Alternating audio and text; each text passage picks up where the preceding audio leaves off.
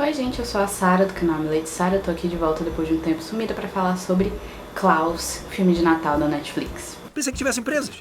Eu nunca, por nada nesse mundo, teria feito o que eu fiz se soubesse que não estavam presas. Produção original Netflix, Klaus estreou em novembro e foi um sucesso. Assim, super merecido, mas foi um sucesso.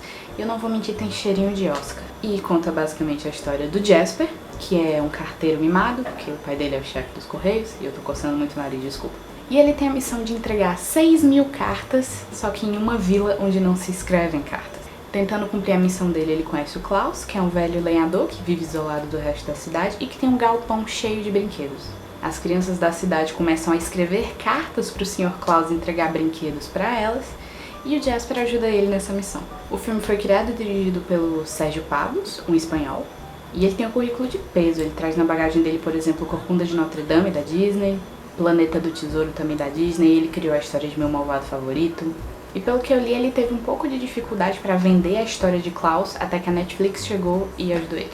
E ele dividiu o roteiro com Zack Lewis, que trabalhou em The Politician, e com Jim Mahoney, que trabalhou em Henry Danger. E a música ficou com Alfonso G. Aguilar, que trabalhou em Todos os Caminhos Levam a Roma. Das atuações, a voz original do filme tá muito boa e tem sido bem elogiada. A gente tem o Jason Schwartz como Jasper, não sei se é assim que fala o nome do cara. E se eu não me engano, ele fez o último namorado da Ramona em Scott Pilgrim contra o Mundo. E já tinha feito várias vozes originais nas animações do Wes Anderson, por exemplo. Rashida Jones, que fez The Office e trabalha escrevendo audiovisual, fez a Alva. E o J.K. Simmons, que enfim fez milhões de coisas, ele é o professor lá de Whiplash, que já tinha trabalhado com voz original, ele fez inclusive a voz original do Tenzin, de A Lenda de Korra. É quem faz o Klaus.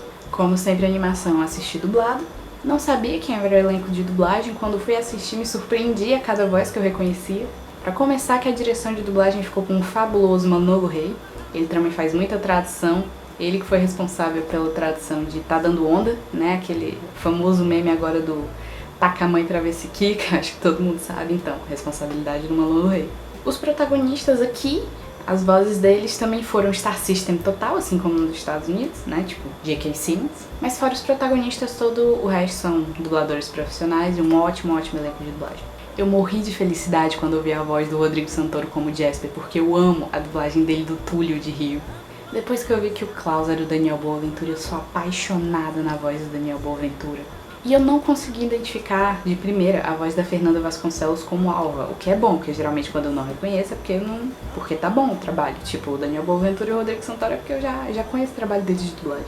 Geralmente quando eu reconheço algum ator, atriz global, assim, logo de primeira, porque eu já não vou gostar. Mas eu fiquei encucada querendo saber quem era ela.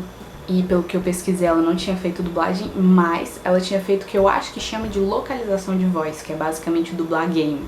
Que basicamente muitas vezes você dubla sem imagem. E pra resumir, todos eles arrasaram.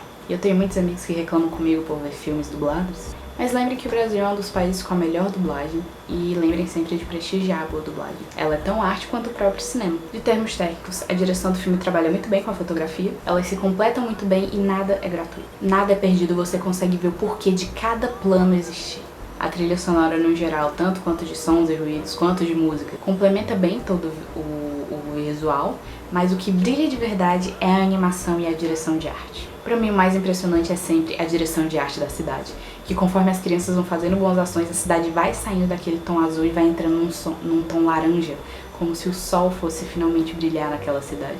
O lugar cria vida, sai dos tons frios. E a animação, cara, é como se fosse o novo Aranhaverso, o Aranhaverso desse ano, assim, por assim dizer. Assim como o final de 2018, começo de 2019, Aranhaverso mesclou várias técnicas de animação e até mesmo usou recursos muito básicos para criar algo novo. É mais ou menos isso que Klaus também faz, mas pensando pro 2D, né, que Aranhaverso é 3D. E eu fiquei com a impressão, não sei se foi realmente isso, mas que foi usada mais ou menos a mesma técnica de animação que foi usada em Paperman, que é um curta da Disney, que levou ao Oscar, e meio que foi criada uma forma de animação para esse curta, que é como se fosse feito em camadas. Do roteiro, bom, a sinopse do filme praticamente já falei. É um filme que a princípio não parece muito natalino, não demonstra ser muito natalino, mas com o passar dos minutos vai se tornando. O roteiro é tão bem escrito que aquece o coração. Eles te explicam tudo, sem precisar explicar demais ou parecer forçado. E o que mais me surpreendeu no filme é que não tem magia na história. Nenhuma. Sério. Mentira. Só um tiquinho de magia no final. Só um pouquinho. Mas a história meio que não tem elementos mágicos e eu não esperava isso. E durante o filme a gente vê a imagem do Papai Noel ser construída conforme Jasper e o Klaus vão fazendo essas entregas, pra meio que tentar justificar de onde veio cada história dessa do Papai Noel. E um dos maiores problemas de toda essa situação é que a cidade é composta de duas famílias que vivem em pé de guerra. E essa rivalidade dos Crumbs e dos Ellen Bowles reflete muito o nosso mundo de hoje. Tudo é polarizado, tudo é um ou é outro. São sempre dois extremos, seja na política, seja no esporte, seja nas opiniões sobre o que for, filmes, séries, quadrinhos. Sempre ou você é X ou você é Y e você é obrigado a escolher um lado. E cara, é muito difícil falar desse filme sem dar spoiler. Ele é tão lindo, tão cativante, sendo super clichê e ao mesmo tempo saindo dos clichês. Você sabe tudo que vem a seguir, mas ainda assim você fica ansioso pra ver isso chegar. Então, durante a história vai se construindo essa narrativa sobre bondade, sobre gentileza. Um clássico, gentileza gera gentileza, que vale não só pro Natal, mas pro ano todo, pra vida toda. E inclusive a maior parte do filme não se passa no Natal. E a gentileza vai mudando e remodelando aquele lugar, moldando aquela cidade pra ela se tornar algo completamente novo e mudar a vida de todo mundo que vive lá. Tem um momento que, sem dar spoiler, o Jasper meio que mexe no galpão ali do Klaus, e ele puxa um pano e ele revela uma coisa, um objeto, e eu quase choro ali. Porque mesmo que alguns minutos depois o Klaus explique o que era aquilo, quando eu vi aquele objeto, eu entendi toda a história do Klaus. De tão bom que o roteiro é, foi só eu ver aquela imagem daquilo ali que o Jasper revelou pra gente e eu entendi tudo. E ele acabou meu coração, pronto, tava acabado, acabou, não tinha mais nada. E sem a gente perceber, o filme falou até mesmo sobre educação como agente para espantar a ignorância e gerar mais gentileza. Incrível, incrível. Pontos fracos, olha, eu vou admitir, foi difícil encontrar um.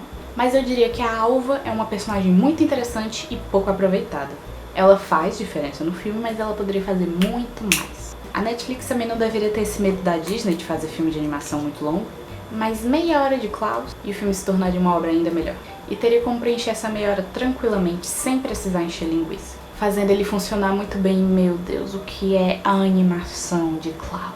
Eu fico horas ali, só olhando cor, sombra, movimento, só assim, só viajando. Referências, como eu disse, mais as histórias e símbolos associados ao Papai Noel. E eu li em alguns lugares, e eu concordo que as cores de Smearsburg, que é a cidade, lembram muito as cores de O Estranho Mundo de Jack. Concluindo, Klaus é um filme lindo em absolutamente todos os sentidos. E é o tipo de filme que eu fico triste por ser da Netflix, porque significa que não vai passar no cinema. E seria incrível assistir Klaus no cinema. Ótimo pro Natal, ótimo pra qualquer época do ano, esse filme é uma obra de arte. E no mais é isso, gente. Não se esqueçam de se inscrever, deixar o like, seguir o Cultura da Ação nas redes sociais, conferir o Apoia-se do Cultura da Ação e de lá conferir o meu canal Milady Sara.